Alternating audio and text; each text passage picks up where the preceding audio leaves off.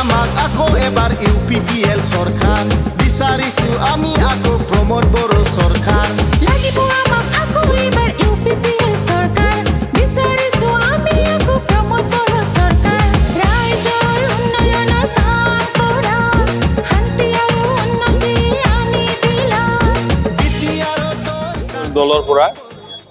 আগন্তুক 22 সেপ্টেম্বৰৰ যেটো হ'ব লগা নিৰ্বাচন সেই নিৰ্বাচনটো ভালভাৱে পৰিচালনা কৰাৰ কাৰণে আমি প্ৰাইমাৰী কমিটিৰ এটা কাৰ্যালয় ষ্টেৰিং কমিটি কাৰ্যালয় আমি উদ্বোধন কৰিছো আৰু সেই উদ্বোধনত মোক উদ্যোগক হিচাপে ইয়াত আমন্ত্ৰণ কৰা হৈছিল আৰু যেটো দেখা গৈছে ইয়াৰ এই পৰিৱেশটো খুব ভাল লাগিছে ডেইলি মানে আমাৰ UPPL দলৰ প্ৰতি ৰাইজৰ যেটো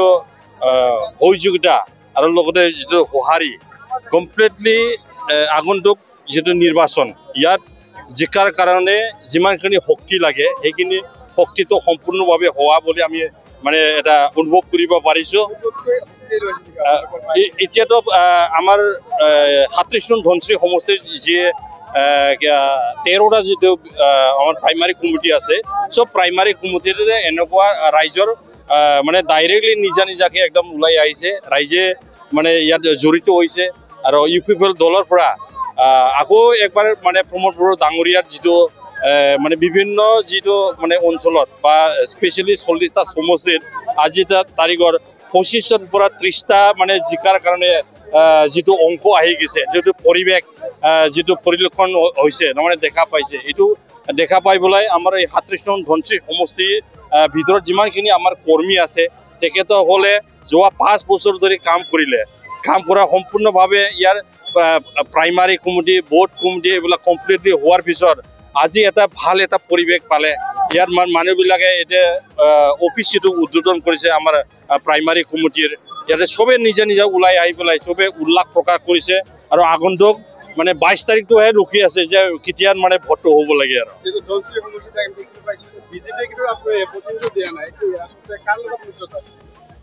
আমাৰ লগত মানে মিত্ৰতা কাৰ লগত মিত্ৰতা আছে এটো নাজানো কিন্তু এটো BPFৰ লগত মিত্ৰতা হ'ব পাৰে কিন্তু BPFৰ মানে লগত এমলোকে যেটো মানে মিত্ৰতা হৈছে এটো আমাৰ মাইনৰিটি মানুহবিলাকে এটো সহ্য নহয় আৰু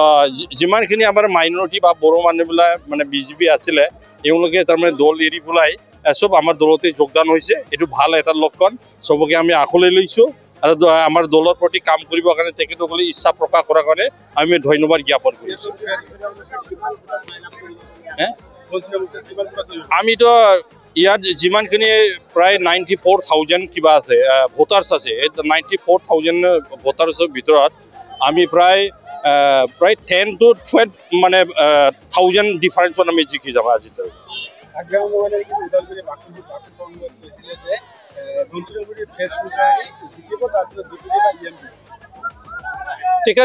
ঠিকতে নিজৰ দলৰ প্ৰতি তাৰ মানে এটা শক্তিটো দেখাবৰ কাৰণে বিভিন্ন ধৰণৰ কথা ক'ব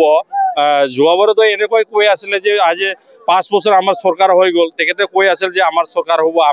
হ'ব মানে 7 বাৰ চৰকাৰ বনালে 5 বছৰত ক'ত চৰকাৰ হ'ল এতিয়ালৈকে হোৱা নাই এতিয়া হাগ্ৰামাৰ মন্ত্ৰ এতিয়া নাই যিমানখিনি সেই মন্ত্ৰ মানে কৰিবলৈ যে মানুহবিলাকক ভুৱা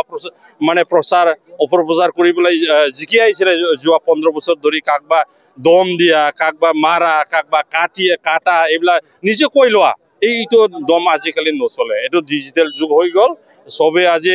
মানে গণতান্ত্ৰিকভাৱে শান্তিকামী ৰাইজে এটো বুজি পায় এখানে হাগ্ৰামাৰ ইয়াত মানে দাদাগিৰি ইয়াতে নচলে দেখা গৈছে যে ধনচৰি সমষ্টিত তাৰ মানে BPFৰ 30 আছে হ্যাঁ ধনচৰি সমষ্টিটো BPFৰ মুছলমান অঞ্চলখিনি BPFৰ 30 আছে না এইটো ভুৱা এইটো কোনো এটা পকেটৰ বস্তু নহয় মাইনৰিটি মানুহবিলাকে কোনো BPF বা কিবা নহয় এইটো আপোনালোকে মিছাকৈ ব্যাখ্যা দি পেলাই ভুল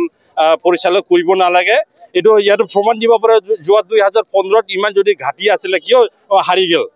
UDFৰ লগত এটা সামান্য ৰবাৰ্ট নাজিলে কিয় হাৰি গ'ল এইটো এইটো প্ৰমাণ কৰে এমলোকে দপ্তমে কৈ আছে যে আমাৰ মাইনৰিটি মানুহ আছে মাইনৰিটিৰ মাজে আৰে মাইনৰিটি কি নিমখ খাই লৈছে নেকি মানে হাগ্ৰামাৰ পৰা হয় না এইটো গণতন্ত্ৰৰ দেশ হয় এইটো যাৰ যি ইচ্ছা এইটো হ'ব হাগ্ৰামা যোৱা যদি ভাল কাম কৰিলে হয় মাজত কিয় হাৰিব লগা হৈছে চৰকাৰ আহিব লাগিছিলে হয় না হয় আমি মানিছো 37 ধনশ্ৰী সমষ্টি যোৱা 2020ত ইয়াতে মানে প্ৰেছে জিকি গৈছিলে কেনেকুৱাকৈ জিকিছে 10টা সমষ্টিৰ ভিতৰত এটাই মাত্ৰ জিকিছে চৰকাৰ কিন্তু আমাৰে হৈছে আমি চলি আছো আমি যেনেকুৱা মানে কাম কৰি আছো ৰাইজৰ মাজত এটা যোৱা 5 বছৰ ধৰি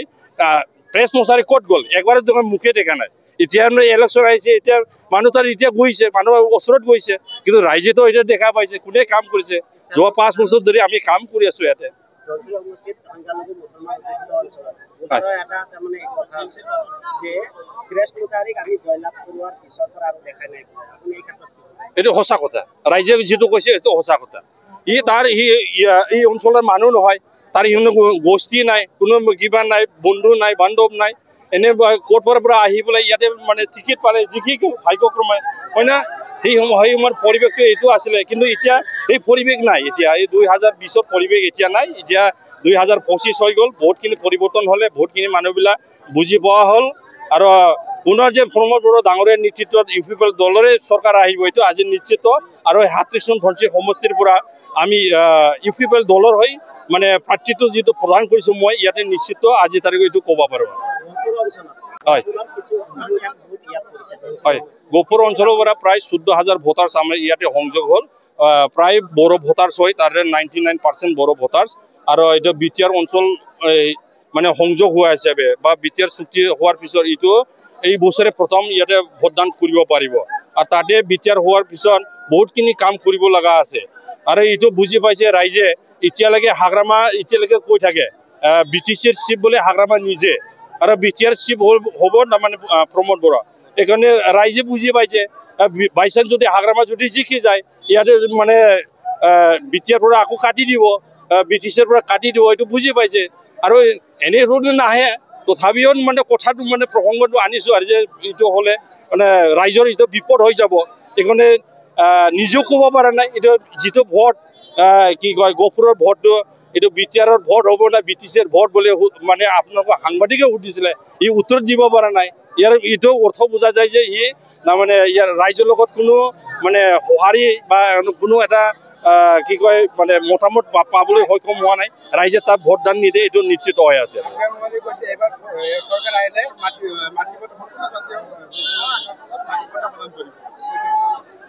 যোৱা 17 বছৰ ধৰি সি চৰকাৰ চলাইছিলে সেই সময়ত কি কৰিছিলে কি কৰিছিলে এতিয়া চৰকাৰ নাই এতিয়া আমাৰ ইউপিপিএল দলৰ চৰকাৰ আহিছে চৰকাৰ অহাৰ পিছত 5 বছৰৰ ভিতৰত হাগ্ৰামা যেটো কৰা নাই এইবিলাক কৰিছে লগতে মাটি পাট্টা প্ৰদান কৰিলে আবন্ধন দিলে কিন্তু এই 17 বছৰত কিমানখিনি মাটি দিলে প্ৰায় 1600 মানুহবিলাকক মাটি দিছে আমিতো প্ৰায় 2,26,000 বেনিফিচিয়াৰী হিতাধিকাৰীক আমি মাটি দিয়াৰ কাৰণে সক্ষম হ'ল আকৌ দিয়াৰ কাৰণে এটা প্ৰচেছত আছে এতিয়াই কৈছে হাগ্ৰামা মানে চৰকাৰ আহিলেহে দিব যেতিয়া চৰকাৰ আহিলে আছিলে চৰকাৰৰো আছিলে সি কৰা নাই এতিয়া ক'ত পৰা কৰিব পাৰিব